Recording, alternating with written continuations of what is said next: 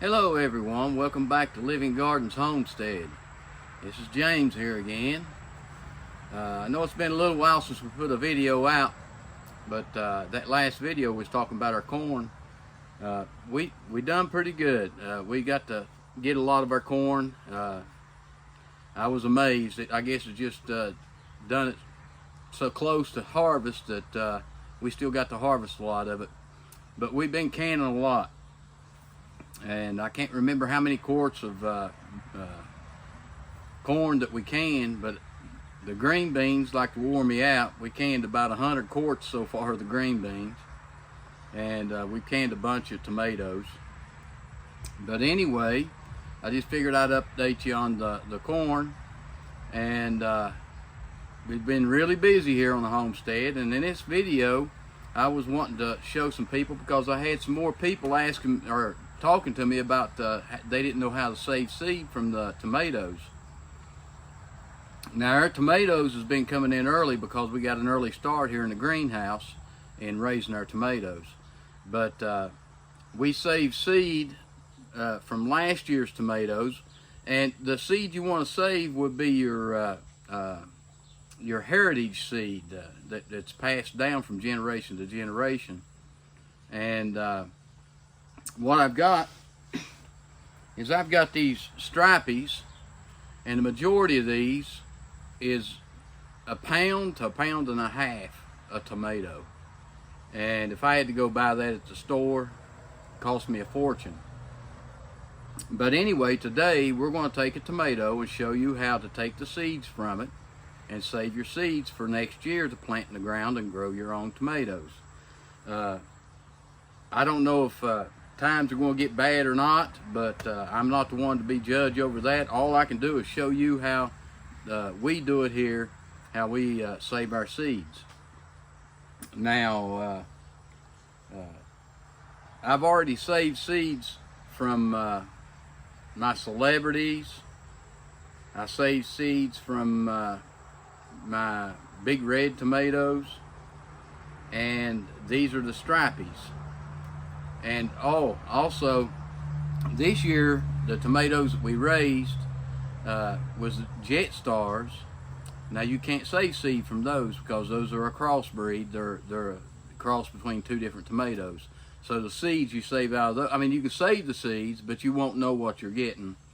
But anyway, the Jet Star tomatoes, I think I'm going to start raising those. Those produced really well this year, and we've canned a lot of those and eat a lot of them on sandwiches, tomato sandwiches. But anyway, I'm going to try to show you from beginning to end how to do this. So just stay in there with me, have a little patience. I'm not here to sell you me. I'm here to show you how we save tomato seeds. And as I think it's about time now I get right into it and show you how to do it.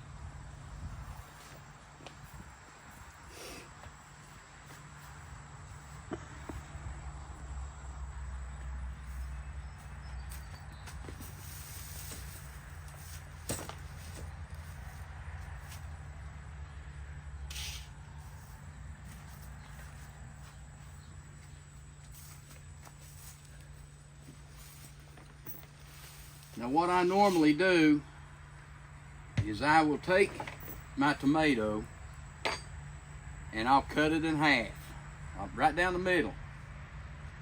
That way I expose all the seeds in that tomato.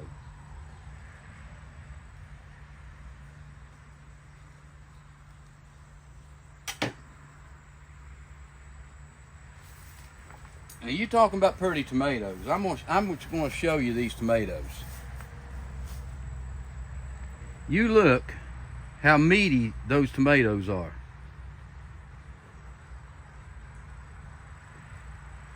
And the seeds, you see the seeds in here? That's what we're going to scrape out with a spoon.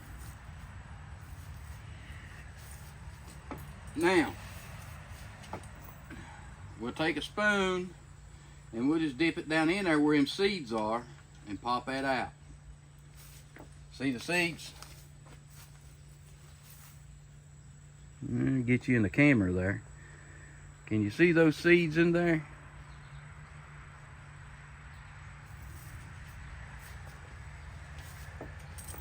And we're just going to pop all of our seeds out and scrape this out real good.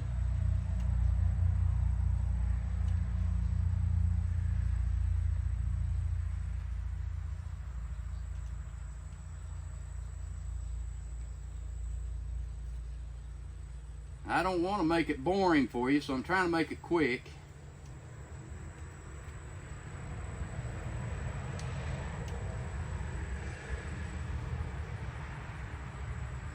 It's real simple saving seeds.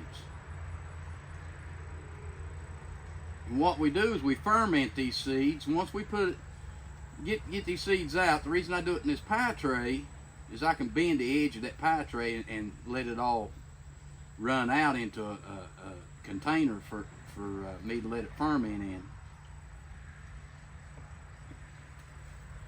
And try to do this quickly. Now you take your time. You can get all the seeds out.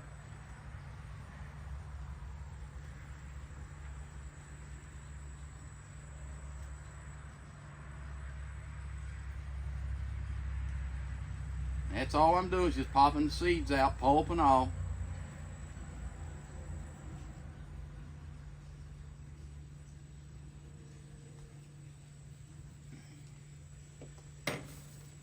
Now I'll show you again. You see the tomato, we took all those seeds out of it. All those seeds we took out, pulp and all. We ain't worried about just getting the seeds alone. And what I'll do is I'll bend that pan just a little bit and make it like that. And I'll take me a glass and I'll pour it right in there. Pulp, seeds and all.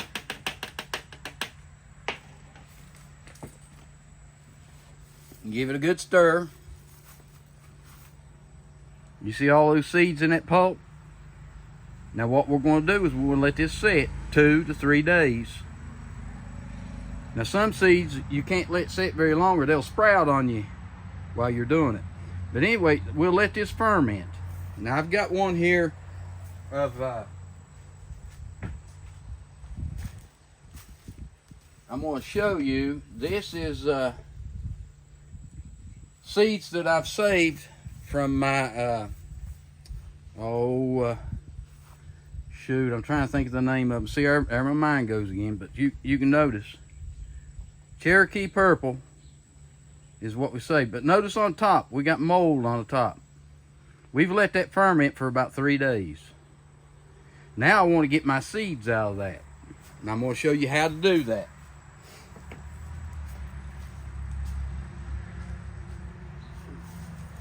You can do this at your kitchen sink, or you can do this out here like I'm doing. But you get you a strainer like this. Fine mesh strainer. Let's see if I can back this out. Okay. Now I'll just pour all the contents of this into this strainer.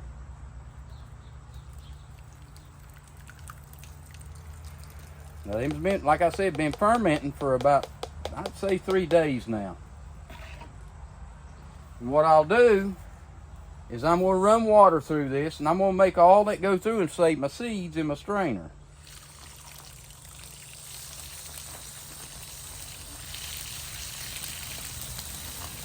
And like I said, you can do this in your kitchen sink.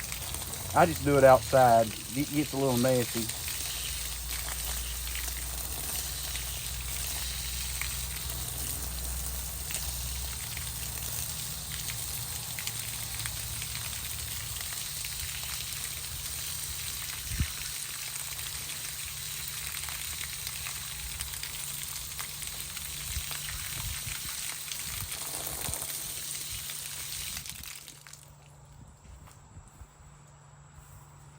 Now I want you to take a look. This is the easiest way I know of getting your seeds. You see what seeds I got there? Them's all from my Cherokee purples that I did. Now I'll take these seeds and I'll spray my pie pan out over there, and I'll put them in my pie pan, put them on top of the refrigerator, and I'll let these things dry out. Which I'm gonna rinse them off a little more right now, but I just wanted to show you there. That's how easy it is. And you can do your tomatoes that way, and you won't have any money in your seeds next year. Now, I'll lay them right there for right now. Rinse my pie pan back out. Now, normally I'll put them on a paper towel and then put them in that pie pan, but I just want to show you how simple this is. Now, I turn it over. I want you to look at the seeds I got out of my tomatoes, that when I dry those out, I'll put them in a brown paper bag, and then I'll put them in my refrigerator in a quart jar. I'll stick that paper bag down in that quart jar, and I'll seal it, and I'll put it in the refrigerator. And I'll keep it in there until spring of next year, and then I'll plant those. And that's exactly what I did with those tomatoes there that I just got these seeds out of. Them was seeds from last year. And I did it just like this, and it's very easy, as you can see, to save your seeds. Now, people, they think it's hard. It's not really hard. If you'll let them ferment, see if I'm back in the picture there. If you'll let them ferment like that, all that the coating around that seed, that's anyway, it's hard to get off. But if you let it ferment, that ferment will break it down around that cell. And then when you wash it away, you got a pure seed there, and you dry it, you can plant it, and you have your own tomato plants next year. Now, that's how easy it is. And I hope I explained it a little bit better in this video than I did in previous videos that I did before. I'm not used to this being recorded on here, and I'm not used to trying to explain it to people. I just do it, you know what I'm saying? So when I go to explain it, it's like sometimes I miss what I need to say. But anyhow, our garden's done good this year. And if you don't care, down in the comments, let me know how your garden done. Now, a lot of people around here, their tomatoes are still green because they got a late start on planting them. But like I said, the reason we've got our tomatoes in, we started them in this greenhouse and got them built up pretty good before we planted them out in the garden. And anyway, that's how you get your seeds from your tomatoes. And I hope I learned you something. And if you haven't raised a garden this year, you've missed out on a good year to raise a garden, especially here on the East Coast. We've had some good weather here for the garden. Now, some of you people out there out west, we know that you've been having some drought conditions out there, and I hope it hasn't hurt your garden too much, and I hope you've had a way to put some water to it. Now, at the beginning of the spring this year, I had to put water on our garden because it was getting pretty dry here, but then we started getting rain, and it's done real well. Now, I've got the